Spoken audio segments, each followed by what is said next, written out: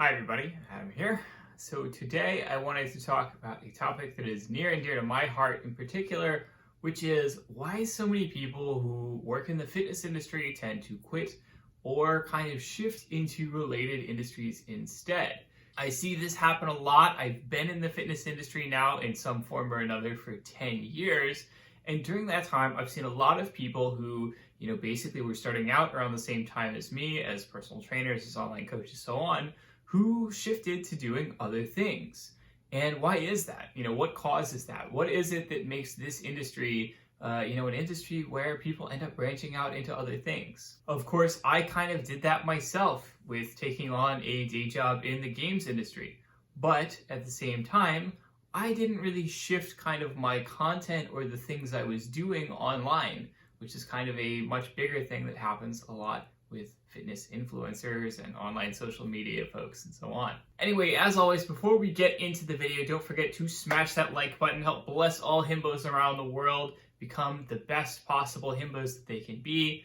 Also, don't forget that I am always generally taking on new online fitness coaching clients. So if you are interested, don't hesitate to reach out via the link below and I will be in touch with you. So why do people quit? So the reality is that most gym jobs are not great, especially depending on where you live.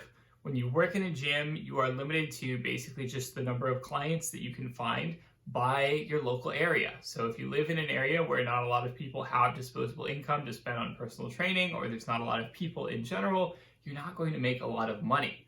And so being a personal trainer can work really well if you, say, for example, live in a big city and you have access to a lot of people who have a decent amount of money. That's not always possible for everybody. When I was starting out, I started out in the Detroit area, which is not necessarily the best area, I would say, for personal training. And so I spent a few years just kind of, spinning my wheels, trying to find work, because the reality was that it was just hard to do so. So if you don't want to, say, for example, move to a larger city, the big thing that you could do next is you could try to be an online coach.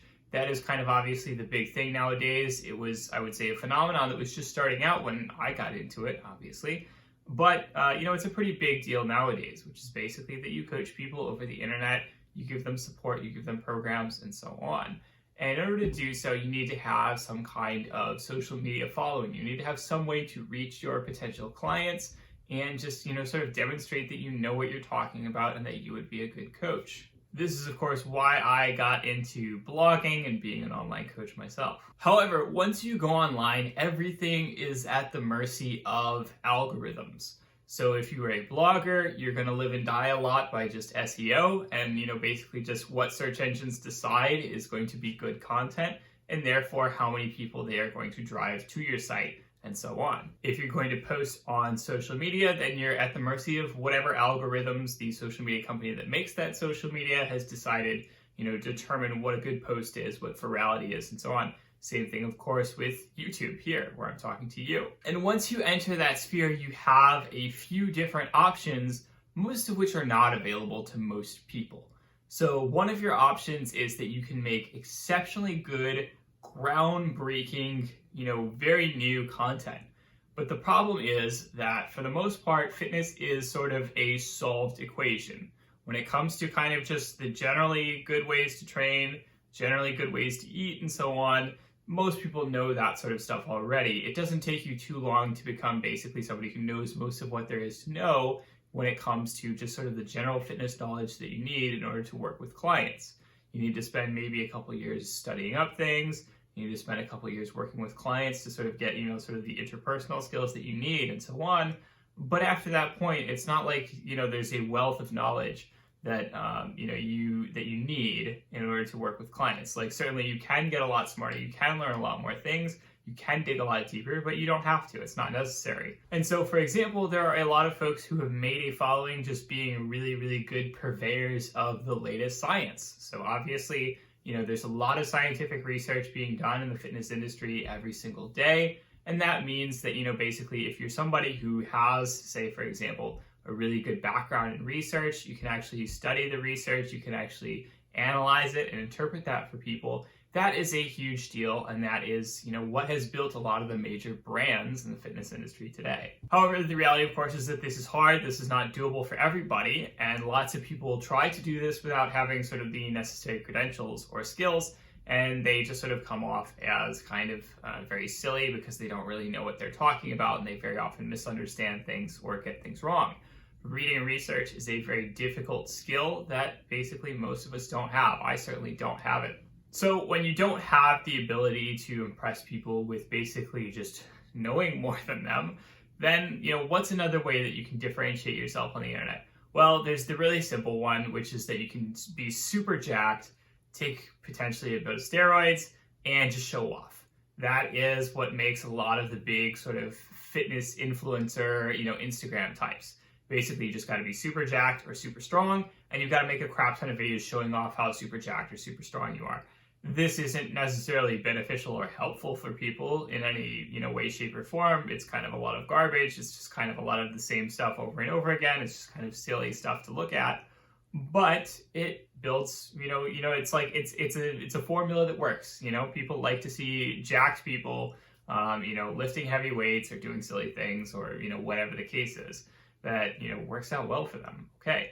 However, of course, not all of us can be the most jacked people in the world by definition, and that means that your average personal trainer who is decently strong, who is decently well-read, who is decent at everything, is not going to stand out. Like, they're not going to be the most jacked person in the world, and they're not going to develop a huge social media following as a result of that. And so when you don't really have access to, say, for example, the ability to make good quality informative content, or the ability to make, basically just really snazzy, showing off content, then, kind of what's left? Well, the reality is that you have a couple different options. One of those is that you can constantly pump out lower quality content. So you have to make up for the fact that you can't make high quality content by making content that is basically less exciting. And this is basically what I would say I do. Quite honestly, this is, my entire business model. I don't have the ability to show off in the same way that, like the most jacked bodybuilders in the world do. I don't have the ability to interpret the science the way the smartest guys do. And so what I have to do instead is make up for that by just consistently creating a lot of solid content. And over time, that starts to add up, that starts to build. You do start to accumulate a following. However, this is the slow approach. People don't like this. People don't like to, develop a following slowly. So the end result is that most people, they try that for a little bit. It doesn't pay off immediately, and they end up, backing out. It's just not fun. And then, of course, that leads us to the last one, which is just do something viral, which is the dark side. Like, this is the you've been seduced by the dark side of the force, So what this is, okay, you can't really distinguish yourself via creating really good content.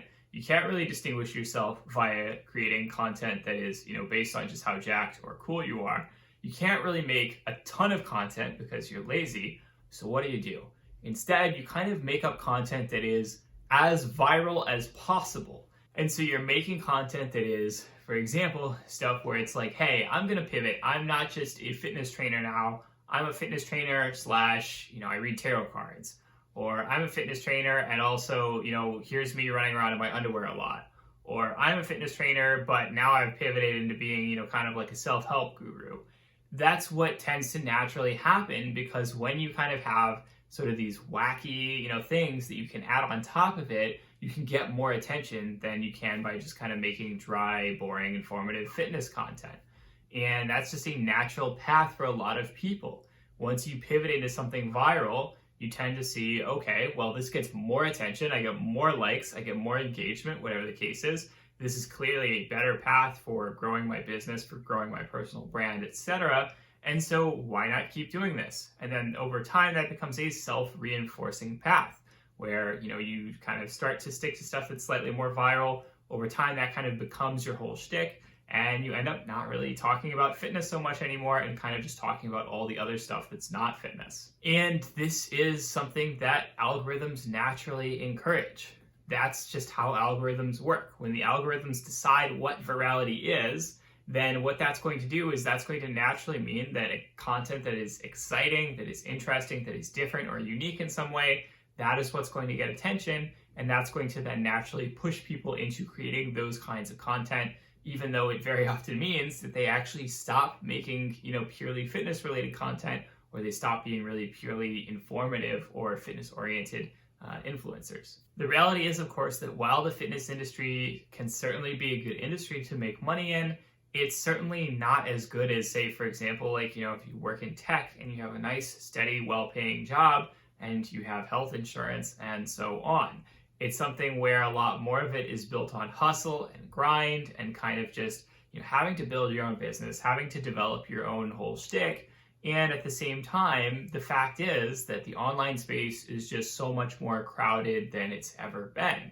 There are, there's bloggers, there's YouTubers, there's Instagrammers, there's TikTokers now. There's all these different kinds of ways that people are out there making content that gets to your eyeballs. And this means that very often it's hard to get people's attention. And when it is hard to get people's attention, again, you kind of have to shift to making more viral content. And viral content does not tend to be stuff like what I am doing right here, where you just sit down and have an honest conversation with somebody, or where you just sit down and actually inform somebody about some topic. The online landscape subtly influences people to just stop doing fitness because they can make more money doing other things. It kind of sucks to admit, but it is the truth. And I gotta say, at the end of the day, the slow approach that I take, it's worked really well for me. I have a 6-figure income from my online coaching that I have built up over the course of the last 10 years. I have incredible job stability because my income is based on a crap ton of individual clients, each giving me a little bit of money.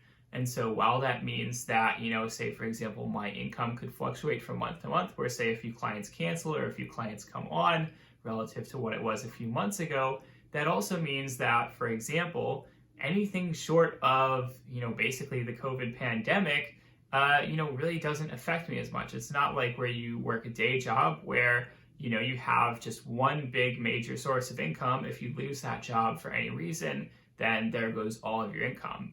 Instead, I have so many smaller sources of income that add up to the much bigger source of income. And that means that I just have a lot more safety, a lot more job security, because I just have, instead of, say for example, one boss, I have so many smaller mini bosses, and that's where my income comes from.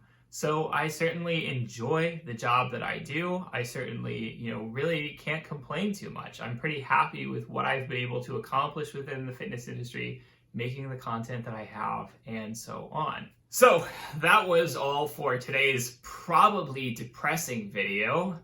I'm back to talking about fitness, but I'm talking about fitness in a really depressing way, aren't I? I'm ruining everything. As always, that was the video for this week. I hope you liked it. Don't hesitate to hit that like button, smash that subscribe button, hit that notification bell, share this video with all your friends, etc. Comment down below. Let me know if there's anything you would like to see in future videos. I will talk to you all next week. Have a good one.